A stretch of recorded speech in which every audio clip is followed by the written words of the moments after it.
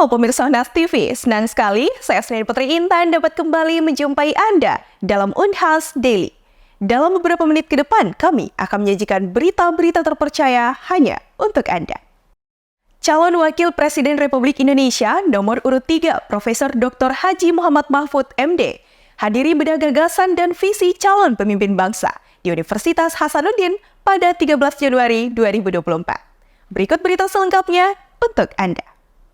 Universitas Hasanuddin menyediakan wadah kampanye pemilu bagi calon presiden dan wakil presiden tahun 2024.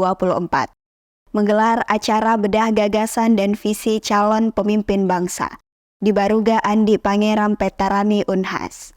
Acara dibuka oleh Rektor Universitas Hasanuddin, Profesor Dr. Insinyur Jamaluddin Jompa, MSc, mengemukakan bahwa berdasarkan putusan Mahkamah Konstitusi, diikuti dengan keputusan KPU, maka diterbitkanlah keputusan rektor khusus untuk menyelenggarakan bedah gagasan dan visi calon pemimpin bangsa hari ini. Bedah gagasan dan visi dipandu oleh moderator Profesor Dr. Muhammad Al-Hamid, SIP, MSI, merupakan Ketua Dewan Kehormatan Penyelenggara Pemilu Republik Indonesia tahun 2020 hingga 2022.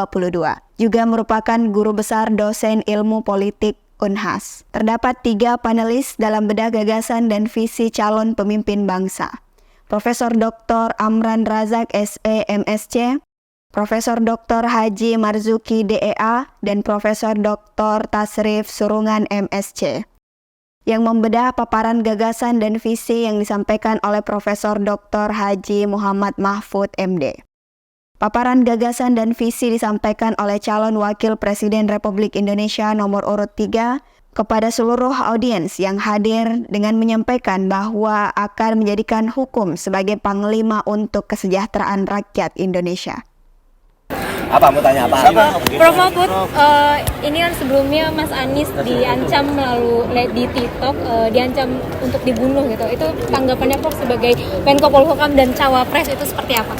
Ya nanti biar diselidiki lah. Kalau diancam melalui medsos itu kan bisa dilacak mengancam. Dan kadangkala dari sudut ilmu intelijen yang mengancam itu kadangkala bukan musuh. Temennya sendiri seakan-akan bikin ancaman agar orang lain tertarik. Bukan ancam beneran, itu bisa terjadi. Tapi biar diselidiki. Sebaiknya jangan saling ancam-mengancam. Karena ini adalah negara hukum, negara demokrasi. Saya percaya aparat bisa mengungkap itu. Prof, tapi apakah Mas Anies ini perlu untuk melapor ke kepolisian atau gimana? Ya kalau mau melapor aja. Tapi sebenarnya kalau kejahatan itu enggak perlu laporan kok. Itu kan yang perlu laporan pengaduan itu kan kalau delik aduan. Kalau kejahatan seperti itu, seperti ada kebakaran di mana gitu, polisi harus langsung cari pembakarnya, enggak usah pakai laporan, nunggu laporan habis bakarnya. Jadi dalam hukum itu ada laporan, ada pengaduan. Menurut saya Anies enggak harus melapor. Kalau memang data itu ada ya polisi langsung bergerak. Kan kita punya polisi cyber yang bisa tahu ini dari mana pertama muncul ini, kan gitu. Saya belum berpikir 1 putaran, 2 putaran, belum berpikir koalisi. Pokoknya menang dulu. Gitu aja. Prof, dalam konferensi pers kemarin kan TKN kan menyatakan ada 16 kecurangan yang selama jalannya proses kampanye ini, Prof. Salah satunya yang dilakukan oleh TPN dan juga tim Mas Amin, itu mungkin ada tanggapannya, Prof? Gak tahu saya. Apa sih kecurangan kan? Ada 16 kemarin dipaparin sama Habibur. Ya kan ada KPU, laporkan aja ke KPU. Berarti minta diarahkan untuk laporkan ke Ya silakan Bawaslu lapor gitu ya? Iya ke Bawaslu maksudnya. Lapor ke Bawaslu aja. Kan pasti ada data begitu. Iya enggak apa-apa, itu politik, manuver-manuver begitu. Ada yang dari sana berbondong-bondong pindah ke saya, ada yang dari saya ke sana, ke sini itu biasa, orang kan namanya politik.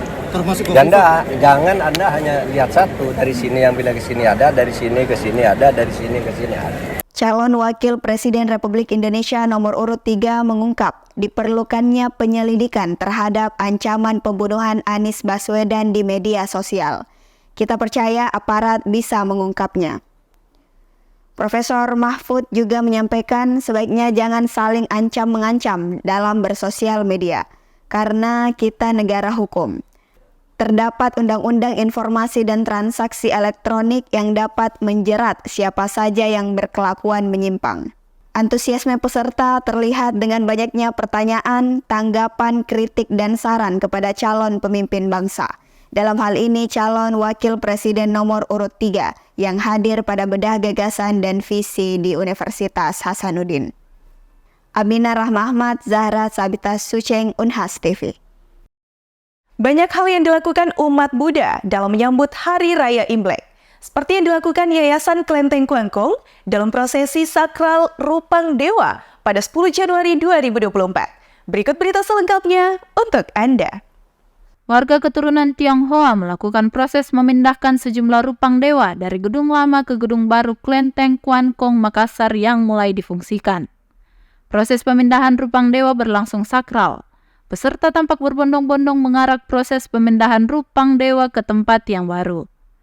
Proses pemilihan rupang dewa terakhir dilaksanakan pada tahun 1980-an. Sebab proses ini tidak sembarang dilakukan hanya pada saat terdapat pemindahan rupang Buddha dan bertepatan dengan jelang perayaan Imlek. Tahun terakhir ini kebetulan gedung Klenteng Kuangkong itu direnovasi dan dibangun menjadi 8 lantai. Maka pada hari ini rupang Dewa Kuangkong dan dewa-dewa yang ada di lantai 1 itu sudah dipindahkan ke ruang baru. Nah, kenapa dipindahkan pada hari ini? Karena memang menurut keyakinan daripada masyarakat Tionghoa khususnya yang mengenai sebagai umat Buddha tradisi, kami meyakini bahwa ada hari-hari baik tertentu yang paling cocok untuk melakukan kegiatan sakral.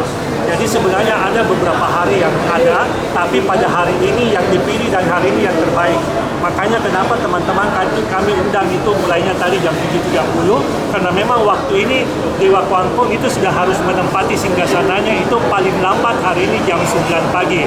Makanya tadi kita sudah lihat bersama, dan sampai saat ini proses pemindahan rupang dari dewa-dewa lain ini masih sementara berlangsung. Masih ada beberapa lagi. Nah, teman-teman sekalian, jadi mungkin hari ini yang saya ingin menyampaikan begini. Jadi prosesi sakral ini merupakan satu bagian yang mungkin baru dilakukan lagi terakhir tahun 80-an. Jadi proses ini tidak bisa sembarang dilakukan, hanya bisa dilakukan ketika ada pemindahan Buddha Rupang dan dewa-dewa lain. Nah, kebetulan di sini adalah Dewa Kuangkong, maka rupang Dewa Kuangkong itu ketika dipindahkan dari tempat sementara ke tempat ini itu diadakan secara besar-besaran. Nah, jadi sebenarnya tadi kita lihat sudah ada, bisa dikatakan sebagai prosesi arak-arakan ini, karena memang ada barisan yang harus disiapkan untuk itu. Contoh bendera merah putih, kemudian bendera kebesaran, kemudian ada panji-panji kebesaran, papan nama, kemudian ada senjata, kemudian ada rombongan yang mengangkat rupang itu dengan hiu. Nah, ini juga untuk menjawab permintaan daripada umat, karena kita sudah mau menyongsong tahun baru Imlek yang akan jatuh pada tanggal 10 Februari mendatang, di mana dengan berada di tempat yang sementara, umat yang beribadah itu agak sedikit kesulitan karena ruangan yang terbatas. Mudah-mudahan pada hari ini tempat ini sudah bisa diresmikan dalam arti penggunaannya ya. Jadi bangunan ini memang sebenarnya belum selesai 100%, masih dalam tahap finishing. Dan di dalam pembangunan ini kita banyak mendapat bantuan sokongan daripada donatur, termasuk juga dari pemerintah. Klenteng Kuangkong adalah salah satu klenteng tertua di Kota Makassar dan memiliki 25 objek penghormatan di dalamnya. Kebijakan jalur seleksi nasional berdasarkan prestasi atau SNBP tahun 2024 ini mengalami beberapa perubahan dari tahun sebelumnya. Lantas, apa saja perubahannya dan apa saja yang harus dipersiapkan oleh calon mahasiswa? Berikut informasi selengkapnya untuk Anda. Registrasi akun SNPMB bagi sekolah dan siswa telah dibuka sejak tanggal 8 Januari 2024. Ini menjadi tahap awal dalam seleksi nasional penerimaan mahasiswa baru tahun 2024.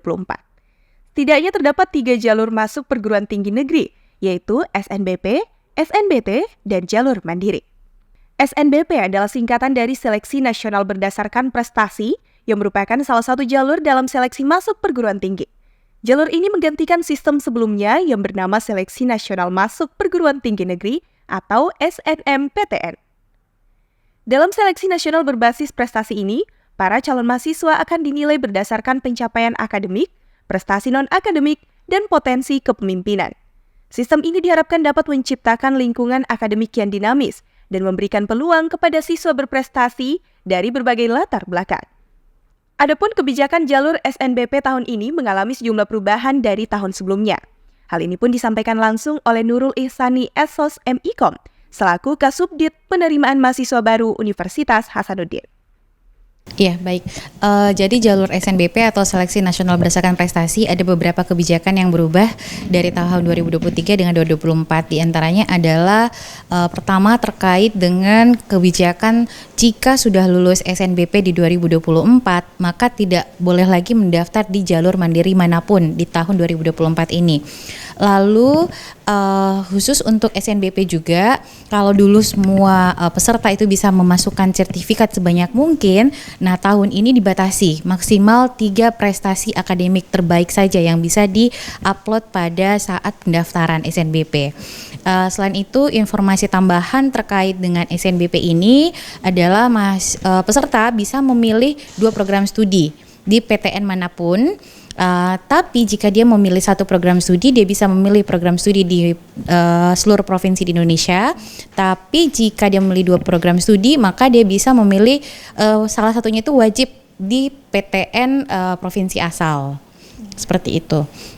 Kalau kuota sendiri berdasarkan aturan untuk SNBP itu minimal 20%, SNBT itu minimal 30%, dan untuk jalur mandiri maksimal di 50%. Tapi untuk kebijakan kuota SNBP di Unhas sendiri itu sementara masih kita proses, masih dalam tahapan diskusi dengan para pimpinan, dan nantinya untuk seluruh Indonesia wajib sudah harus mengupload daya tampungnya, dan nanti seluruh masyarakat Indonesia khususnya juga peserta SNBP dan juga SNPMB 2024 itu bisa mengaksesnya secara langsung di website Sidata Kemdikbud pada tanggal 15.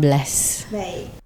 Ia juga menghimbau agar para siswa SMA sederajat meningkatkan kemampuan akademik mereka, meningkatkan nilai rapor setiap semesternya, aktif berprestasi dan ikut kompetisi, serta senantiasa menggali potensi dan minat mereka. Apalagi jalur SNBP tidak hanya melihat dari nilai rapor semester akhir saja, tapi nilai dari akumulasi seluruh semester, dan tentunya hal ini tidak berfokus pada satu mata pelajaran saja. Namun seluruh mata pelajaran menjadi faktor penilaian pada jalur SNBP. Husnain Putri Intan, Muhammad Syafrizal, Unhas TV. Berita tadi sekaligus menutup perjumpaan kita hari ini. Terus saksikan Unhas Daily hanya di Unhas TV. Saya Husnain Putri Intan beserta kru yang bertugas pamit undur diri dan sampai jumpa.